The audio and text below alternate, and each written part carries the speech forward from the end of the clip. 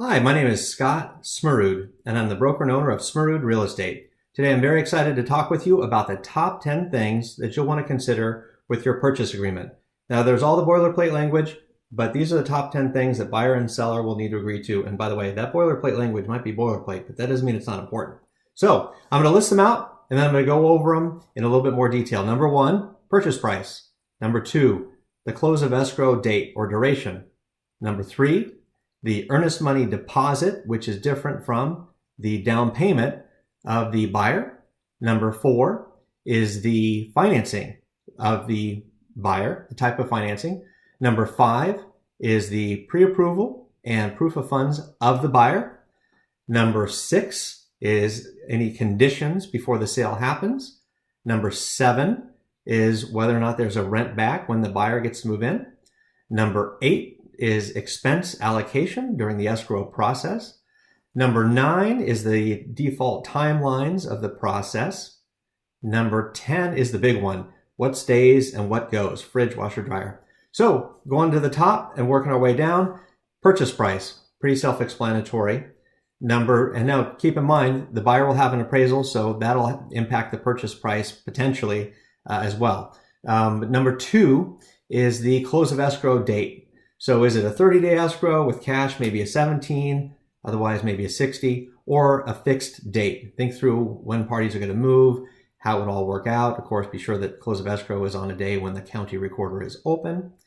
And so number three, the earnest money deposit of the buyer. Typically, it's between 1% and 3%. And this is just the buyer putting in a little bit of money because otherwise the house is taken off the market and the buyer really doesn't have too much obligation. I mean, they're spending time and money, but the seller is also holding their time off the market. So this is just a little bit of a, buyer putting something in there too. They're entitled to it back if the buyer cancels the agreement, but the agreement needs to be canceled within the timeframes that are stated, which we'll go into later. Now we've got the financing and the down payment. So is it cash? Is it a conventional loan? VA, FHA? Not the most important thing, but depending on what the buyer and seller are looking to do, there might be rules that lenders don't allow, so you can't follow through on certain things. And then a down payment. So maybe it's 0, maybe it's 3%, maybe it's 5%. Doesn't matter a huge amount if the buyer and seller have already agreed and the seller isn't taking the house off the market. But if you're a seller and you've listed your house on the open market and you get an offer in, you just want to be sure that that's a strong offer that buyer will be able to perform. And so that brings us to number 5, which is that buyer pre-approval and proof of funds. Sometimes buyers, even with the best of intentions, have a pre-approval, they've gone through what they think is a process, and then they get surprised very quickly when additional documentation is requested, and then suddenly that pre-approval evaporates. So we want to be sure that that buyer is set for everybody's benefit. And similarly, proof of funds, just a statement showing where those funds are that the buyer would need to come up with for the transaction, the down payment, expenses, and everything. So now we go to number 6. Is there a condition on this? Does the buyer need to sell their home before they can move into this one? Not a problem. We all just need to know it. We need to know where that stands with that buyer selling their home. Or does the seller need to find a new home before this home is sold?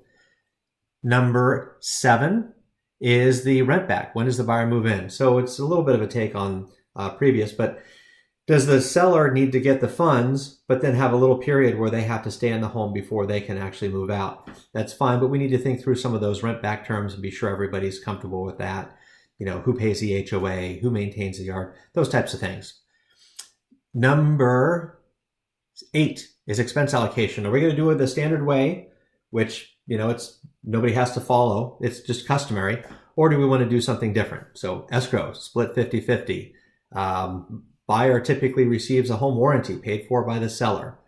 Those types of things. We'll go into more detail. There are a lot of different boxes to check. And by the way, on that form, that's really where you want to pay the especially good attention is anytime a box is checked or a blank is filled in. Though, of course, read it all. And then now we go to number 9, the default timelines. If we're in a rush, we might want to have a timeline for buyer performance to be a little bit shorter. Buyer's going to get an appraisal done, a home inspection done, review the documents. And so if the seller's in a rush, we might want to try to shorten that time period. And of course, an extension can be given if needed. And then number 10 is the big one. what items stay and what items go. Now on the purchase agreement, which all of this will go into the purchase agreement, everybody takes a look, and then if it looks good, we go to have it signed, and that's in a prearranged sale. Might be different depending on your particular transaction. But there's a box for the washer dryer, there's a box for the fridge, and there's a box for the stove. And that includes all of those things. So if there are multiple fridges, you'd want to exclude the chest freezer or the wine fridge or whatever it might be. So, and then we also have things that might not be expected. So the general rule is if it requires a tool, it would stay with the home. But there are so many different exceptions and so much confusion about that rule that it's better just to absolutely iron everything out. So the fabric drapes, those would stay with the home. If you need to take those to your new home, please be sure to mention it. A piece of art bolted to the wall. Let's not leave it to chance to see what happens if the buyer wants it doesn't. Above ground jacuzzi, garage storage racks, satellite dish, all sorts of different things. Just really go through your home and buyer go through the home you're looking to buy and think, is this something that conceivably the seller could plan to take? And we just list it out. There's no harm in listing too much and having too much clarity. So these are the top 10 things. If you'd like to talk about any of them in more detail, please give me a call. If you have a particular situation I might be able to help with, we've got great programs for buyers and sellers where they've already agreed on a price, sellers who are looking to sell but want a little bit streamlined process, want it easier and less expensive. You can reach me at 760-644-1484. And again, my name is Scott Smerud, and I look forward to talking with you. Thank you.